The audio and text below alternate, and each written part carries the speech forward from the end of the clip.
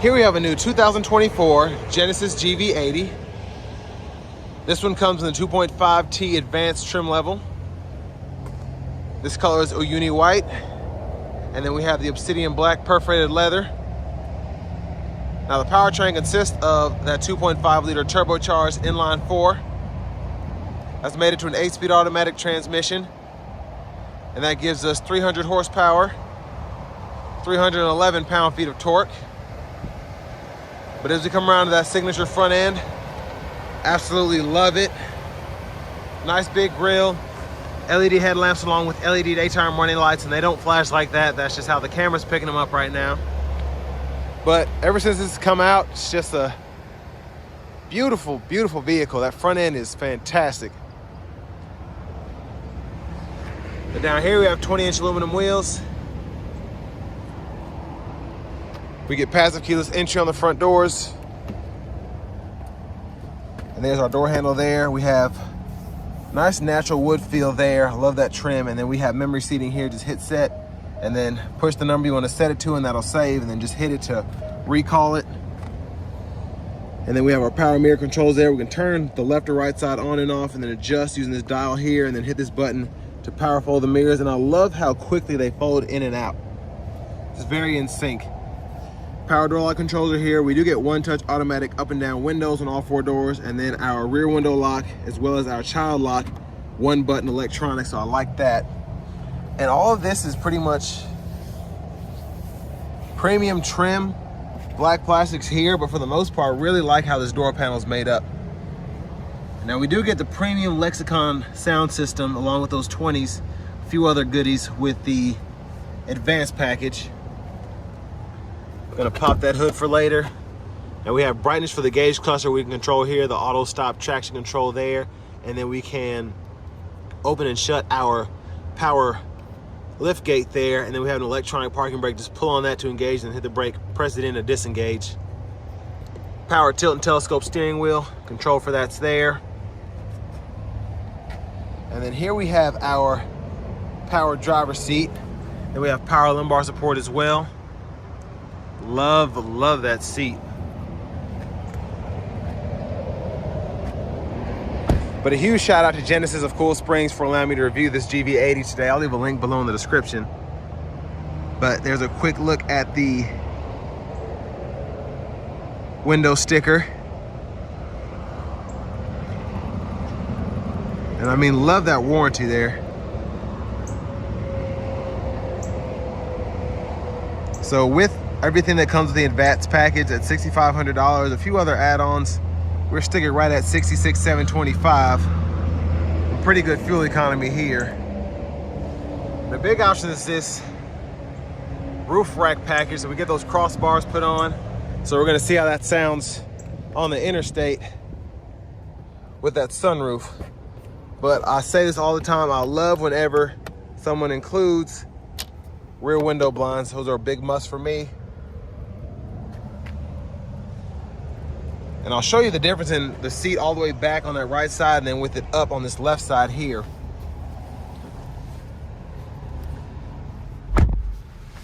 So pretty spectacular leg room back here. Again, this seat is back, so I'm gonna go ahead and tilt it, see how that helps. So there's the leg room there. I have the seat up front adjusted for someone of my size, being 6'3" with longer legs.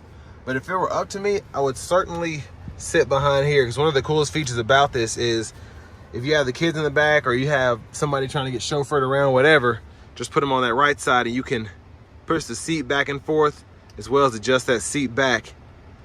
If for whatever reason no one's sitting there, they don't need the space, you can do all that for yourself. But seat back pockets are on both sides.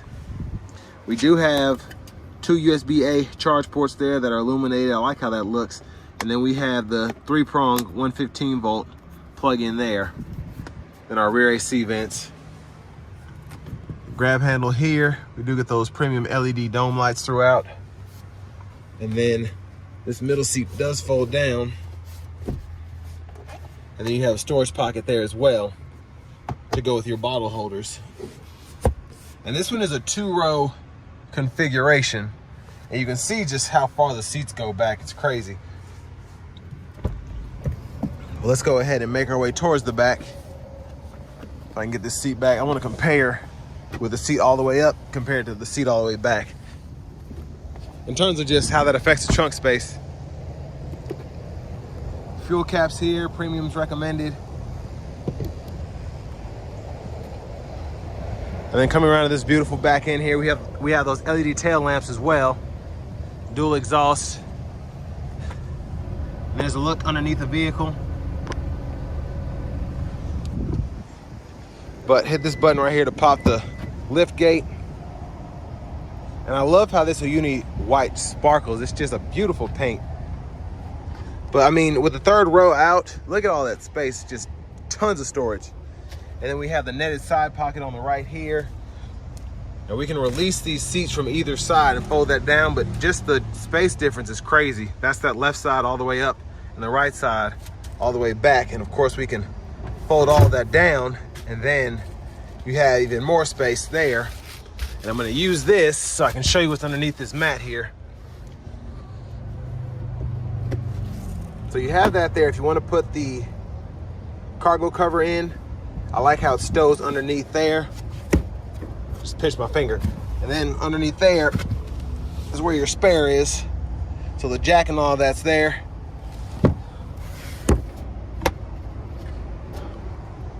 But I mean, again, with the seats folded flat, just tons of room. Now I'm gonna show you how to put the seat up. Now it does require two hands. I'm gonna slide all this back where it was. So what you do is push this here, and then you gotta give it pressure. And that's how you get that back up. Because you can't just pull it up, it's nice to have it locked in there.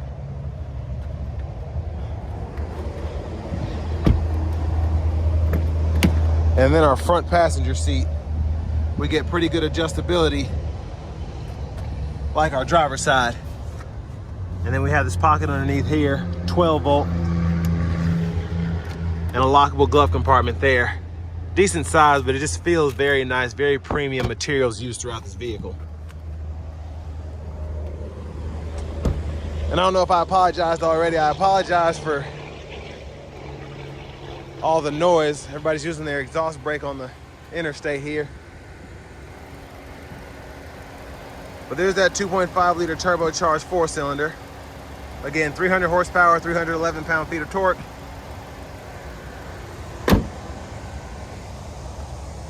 But now let's go ahead and hop in the driver's seat.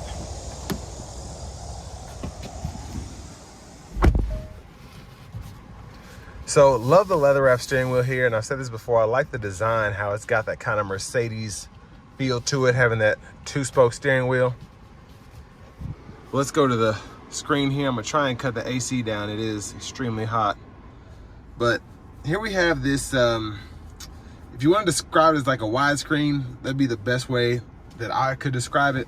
And I've said this before, it's kind of far away, but this knob here is pretty great at using that, and I'll show you that after a while. But here, just with my seatbelt off and all that, it's not that big of a deal. And honestly, driving, it wouldn't be that bad for me because I have quite a wingspan, but for people with shorter arms, that could be an issue, especially if you're having to sit a little lower. But anyways, we have the navigation system here. It's pretty nice. I enjoy it. Love the graphics. And then you can just hit that search, that little glass there, and either type in a destination. So if you want to find the closest dealers or whatever, you can do that and it'll show you suggestions, or you can type in an actual address. Or if you just want to find food that's close, you can do that as well. You have voice recognition, so on and so forth. So plenty of ways to find a spot. And then the actual menu itself is here. But for radio, we do get AM, FM, and XM. And I love this QLS reference here. So I can go to either QLS reference, audience, or on stage, and you get 3 different kind of surround sounds. And it's just, this lexicon system is fantastic. Just very, very clear.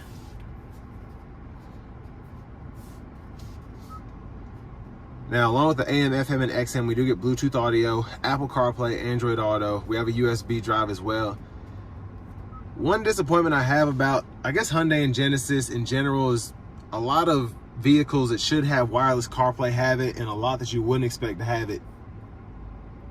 I got that mixed up. So a lot of these vehicles that should have it don't have the wireless CarPlay, Android Auto, but a lot of the cars, like the lower trim levels, will have the wireless CarPlay, and you're thinking, but in this high-end Genesis, I don't get wireless CarPlay compatibility.